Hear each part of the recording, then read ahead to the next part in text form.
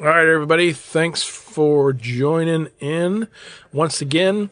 This episode, we are kind of taking a step away from horror a little bit, but we are going down a path that we have taken.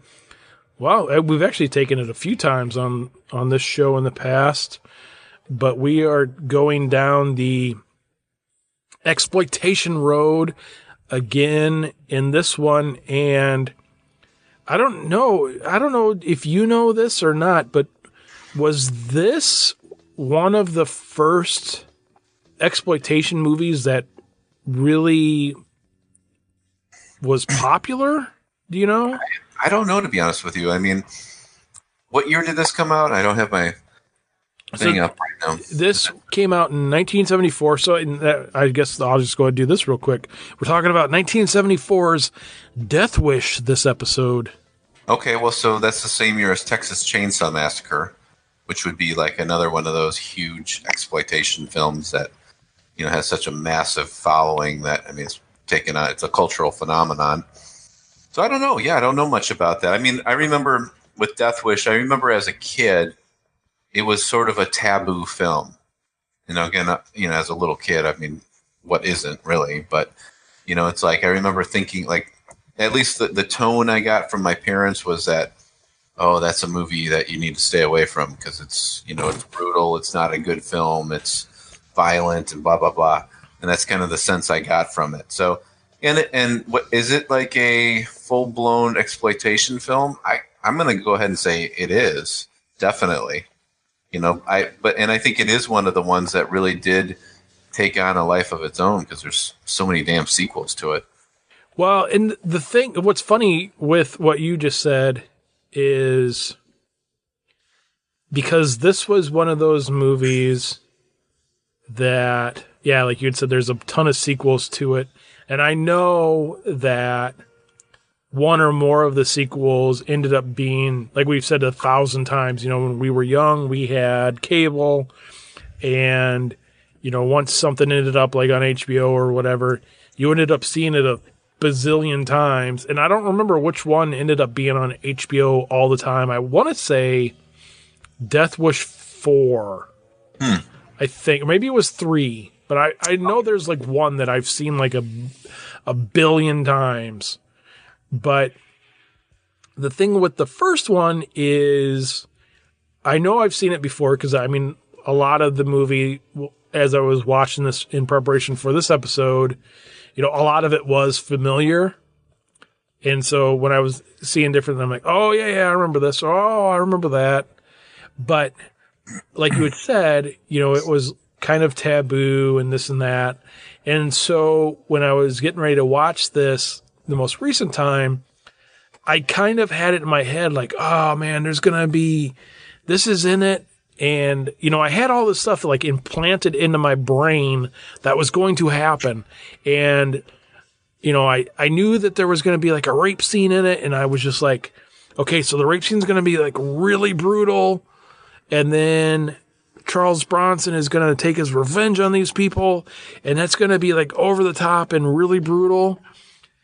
And the one thing I will say is that, yeah, this might have been very brutal and kind of extremely graphic in 1974, but in 2020 terms, yeah, it's really not that graphic or really that brutal.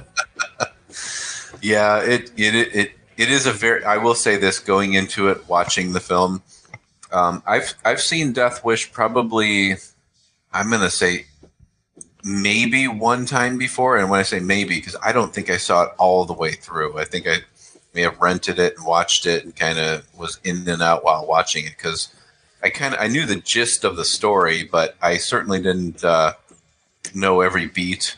And, it was, I wasn't extremely familiar with it. So I think maybe when I watched it this time for this review, I think it was the first time I've watched it all the way through. And the first thing I have to say, and is it is very, very dated. It's like a very, very 1974 film in every way you can possibly think of.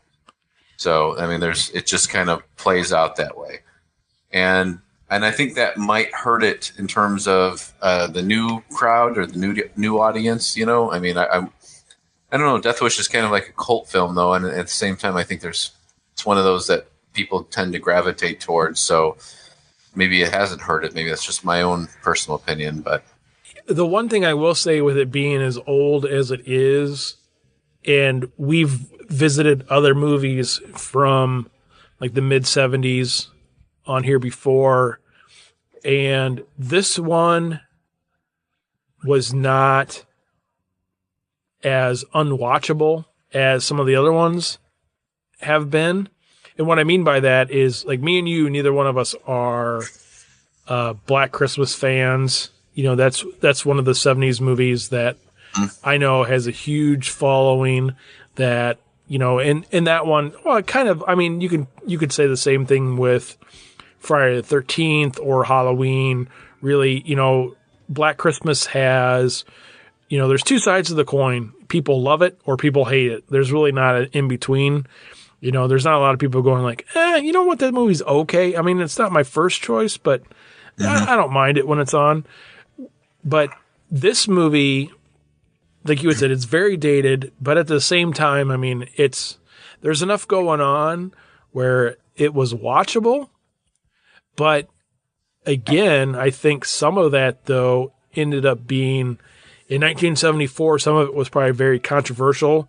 And now when you're watching it, some of it's a little hokey. Mm-hmm. And I mean, I found myself kind of actually chuckling at a few things that probably were inappropriate to be laughing at in 1974. And I'll go back to the rape scene is one of the ones where, because I thought for sure, I'm like, oh man, this is going to be so bad. It's a mother and a daughter. It's going to be horrible. And there was really no rape that happened. I guess there was like a little bit of a forced blowjob that maybe sort of happened, but other than that, nothing else really happened. And like the one girl, like, yeah. And you know, like the daughter gets her like butt spray painted. And I mean, it just ended up being kind of like why would you spray paint her ass? What are you doing? That's stupid. Yeah, it was, you know, I think I've mentioned this before, and you know, like rape scenes are just one of those things that I don't like to watch those. Like one of the reasons why I don't like I Spit on Your Grave and all those kind of films, just not my thing. And even if there's a revenge and all that, I just don't typically do that. This one was, you know, watchable where you don't leave like disturbed or anything like that. So it was like, but yeah, like you said, it was just kind of this kind of goofy 70s filming in the way they did it. And, Jeff Goldblum was one of the guys. Well, he was like the main guy, I guess. And he's never back in the film, which is kind of weird, but yeah, that was one thing. And I don't remember, I don't know if they ever revisited it in any of the other future movies. Sorry guys. There's probably going to be spoilers with this one, but you know, that is one of the things with the whole purpose of this movie is this mother and daughter are brutally attacked in their apartment. The mother ends up dying. And it turns Charles Bronson's character into this vigilante, and he's going to take revenge and, you know, basically do what the cops aren't doing. But he never, like, gets the guys that attacked his wife and daughter. So, you know, the movie, like, ends, like, with this hokey scene, and you're like, oh, but where's Jeff Goldblum at? I mean... Yeah, it's like Charles Bronson trying to get revenge for his deceased wife and his daughter, and his daughter kind of becomes, like, traumatized, and she can't function. She's sort of, like, in this sort of psychosis or whatever, this comatose type state. And then so Charles Bronson goes, and apparently he was like, they kind of allude to that he was in the military at one time, and then he ends up, you know, getting a gun from this one guy that he's like a business partner, and then that's kind of where it sort of takes off, where he just kind of goes off and does his own thing, where he becomes like you said, like the vigilante. one of the things about this movie I do think is kind of funny and kind of dated is the whole, like, all the muggers and the, the criminals. They have that, like, very, I guess the best way to describe it is if you've seen Michael Jackson's Beat It, the video, well, like, the gangs, like, in there, that's basically the characters. That's like the stereotypical mid-70s, going into the 80s muggers, what you would expect to see, like, the guy with the sunglasses and the hat and the leather coat, walking on the subway, that's the guy who's the mugger. I thought that was pretty funny. Well, and it was always, there was a one or two different scenes where, yeah, it was like that. It was like almost you're watching like a Michael Jackson video where like the guy's walking down the subway one way and Charles Bronson's walking the other way. And, they just like walk right up to each other and you're just expecting them to like break out into Beat It or something. And then he's like, give me your money, fool. And the guy's like, pulls out his gun and shoots the guy in the back. And a lot of switchblades too. That was a big thing back then. Yeah. All your riffraff in the movies back then. They all had switchblades, and they come at you like, "Hey, give me your money, fool," and shoot out their switchblade. And they had a bandana on usually, and a leather coat, and maybe some sunglasses. And oh, so funny. Yeah, it's too, and then like I think about like the old Nintendo games back then, and that's like basically what all the bad guys look like. They were just like that was the street mugger look. Yeah, maybe Death Wish started all that, but it's and then Bronson basically he's got a gun in his pocket, and every time somebody comes to him, he just shoots them, which is kind of like funny how he's. Yeah, I'll just shoot this guy and shoot that guy and just like walk off the bus and nobody's going to catch me. But then again, the other, like the side story that we got too. So we got this vigilante going on killing all these muggers and criminals. And then the police, like the main detective, like trying to find this vigilante, he's being kind of influenced by the chief of police or whoever. That just let it happen because this guy is somehow controlling the crime, and it's like kind of one of those political things where it like turns into the vigilantes actually doing a good job, and he's inspiring all the community to sort of take matters into their own hands, and so you've got that kind of going on as well. Well, and yeah, I did pick up on that too. I don't know if this movie was actually supposed to be political or not, but one of the things early on in the movie is because Charles Bronson's character he is this like architect in Manhattan, and the movie opens up with him and his wife in Hawaii, like, and then that ends after like this weird thing where he's like, "Oh, pose for me, baby, pose for me. Oh, another one, baby." And it's not as bad as some of the Tom Atkins stuff, because Charles Bronson I think was probably he's probably like 50 in this movie, something like that. Yeah, he probably is. Maybe in his 40s. I don't know. And his wife was like the same age, so it wasn't like if it would have been Tom Atkins as the main guy in this, he would have been 50, and his wife would have been 24, if even. Yeah. Yeah, but she was like the same age. And she was a good looking lady for the time and whatever. But anyway, he goes back to his office. And they're all like, "Oh, you bleeding heart liberal," like, and they kept like insulting him. And then he turns out to be, he's going to be this vigilante and stuff. And I'm pretty sure back in 74, there probably wasn't this whole like guns rights, stuff that's going on nowadays. But I just thought it was, like you had said, it had like these weird kind of like political undertones to it. Yeah. And I was like, "Hey, what? Well, that's kind of weird." Yeah, it was like kind of like that mid-70s kind of vibe going on. I wanted to ask you too, did you ever see the remake with Bruce Willis? I have not. I've been meaning to watch it. I just haven't ever gotten around to it. And you know, that was one thing too. Like originally when Death Wish was going to be remade, Sylvester Stallone was attached to it. He was that was like his next project after he did Rambo 4, and I was like really excited about it for that reason only, basically because I'm a huge Stallone fan, and I was like, oh, cool. That I think that'd be a great project for him because he does real good in revenge films, and he ended up. I think he ended up pulling out, and I thought it was kind of an interesting reason because he understood, and I might be wrong about this, but when I was reading about it back then, he started to really understand the fan base for Charles Bronson and how committed they are and how that's what they're really looking for. And he was kind of thinking, yeah, you know what? I don't want to step into those shoes. I don't think that's a good idea for me, which may have been a good thing. The Bruce Willis film, I did see that. I think I've only watched it once, and I remember leaving and or I watched it at home. So you got so mad you left your house. Screw this! I'm going somewhere else. I was like, yeah, it's good. I wasn't like blown away. I never saw it again, but it was fine for what it was. Going back to Stallone, I think had he have been like in it or like somehow maybe I would have liked it even more. But then when we got Rambo 2019, Rambo Last Blood, to me that was the revenge film that had since he didn't do Death Wish, he did this Rambo movie, which was pretty much like the same type of thing as a Death Wish movie. Yeah. It's like a revenge exploitation film.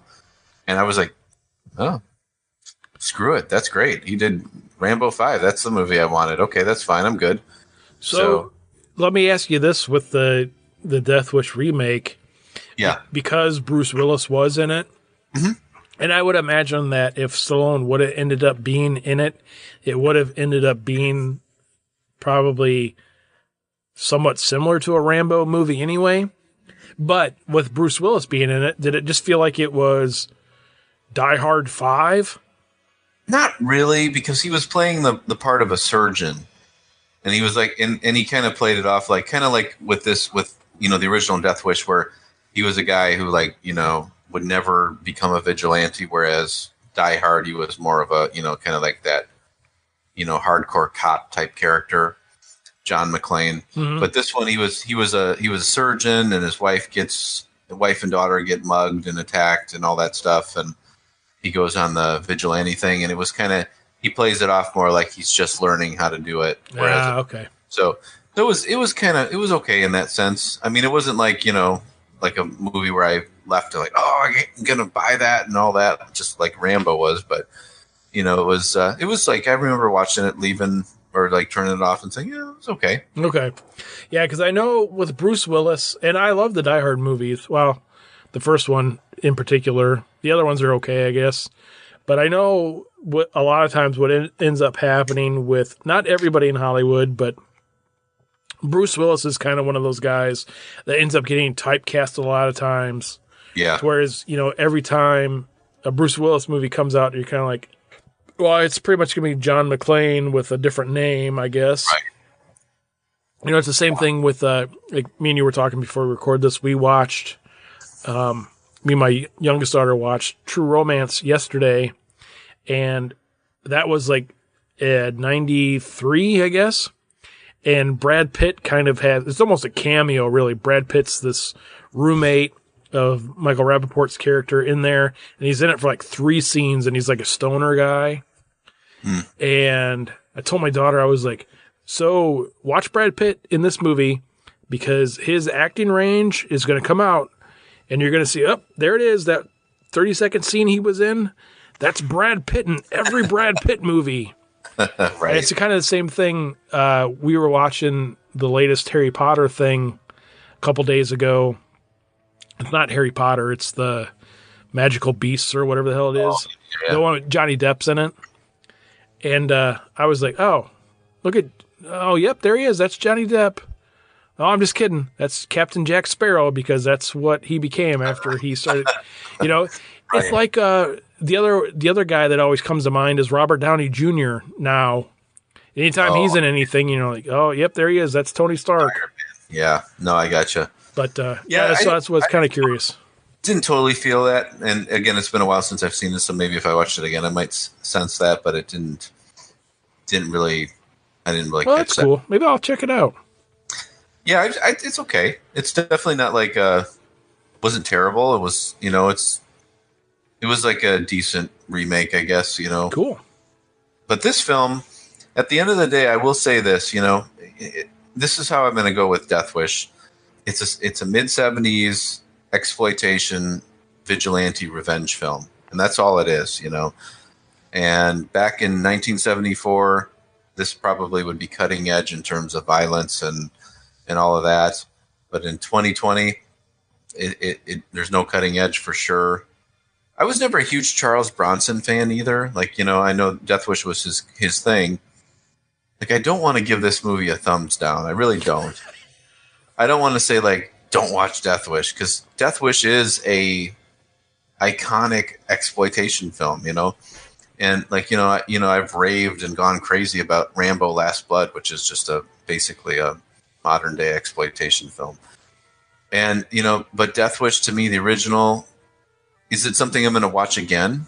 No, I'm not. I'm not going to buy the Blu-ray, and I don't care to find out like the behind the scenes stuff and all that stuff. It just didn't hit me like that. But at the same time, I guess like this is a weird review for me, because I appreciate it for what it is, because I know where it stands in terms of cinematic history. But at the same time, I wouldn't consider myself a fan, because I have no interest in watching any of the sequels after watching the first one. Yeah, I would say the same exact thing. This is a movie that if you've never seen it, you have to watch it just so you can say, I've seen it. But if you want to watch, and I know me and you differ on this a little bit, but if you want to watch a true exploitation revenge story, then you need to jump 4 years and you need to watch I Spit on Your Grave. Because, I mean, that is exploitation up the ass. That's a revenge story. Yeah, that's true. That one, that's the one to watch. If you want to, if you're just by yourself and you're like, oh man, I'm getting tired of this freaking quarantine. I want to watch a good revenge movie. Yeah. You either watch the original I Spit on Your Grave, or like you had said, fuck it, get 2019's Rambo Last Blood. That's a good revenge story. By the way, too, just to give a heads up with Rambo Last Blood, it's on Prime now. It is. Yep. I saw that earlier today. Yeah, if you have Prime, go ahead and watch it. That's a great exploitation film. And the thing with any of these exploitation movies, whether it's a revenge story or not, because I mean, you can even talk about Elsa, the She-Wolf of the SS or whatever, another like really good exploitation movie. That's the definition of exploitation movies. But when you are watching an exploitation movie, do not expect the best movie you've ever seen. I mean, you are just looking at something to be whatever, ultra violent, or, just something to sit back for an hour and a half, 2 hours. And, what we say all the time on here is something to grab, a nice big bowl of popcorn, a nice ice cold beer, and sit back and just, have a good time watching it. Absolutely. So, but I will say that I give Death Wish, I'm going to go ahead and give it a thumbs up just for the fact that this is one of those movies that you have to see if you haven't seen it. And again, going back to what I said before, was it great? No. Was I blown away? No. Did I find a lot of it rather comical now? Yeah, I did. I mean, I laughed at a few parts where I was like, what are they doing? That's kind of dumb. But, it's one of those that if you haven't seen it, you have to watch it. The other 1974 movie that I will say I'll give it a thumbs down every day of the week is The Exorcist. And don't ever watch that if you haven't seen it. There's nothing there that you're going to see that you haven't already seen. But, yeah, check out for me anyway, if you haven't seen it before, you gotta at least watch it once. Yeah, I'm gonna pretty much to a T copy what you said.